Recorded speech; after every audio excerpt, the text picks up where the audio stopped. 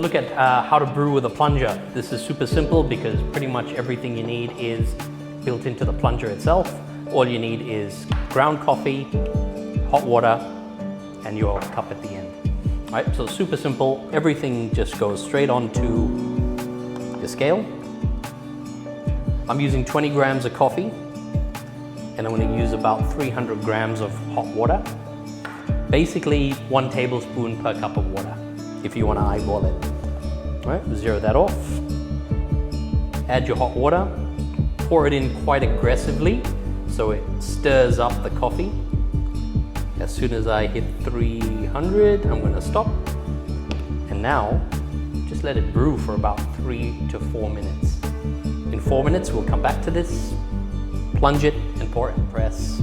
This just holds all of those coffee grounds down. Now, some people like to let it sit for another minute. It's up to you. This is ready to drink now if you want to. Letting it sit lets any other coffee particles just sink to the bottom so you don't get any in your cup. But I can't wait, so I'm going straight through. All right, so that's the plunger.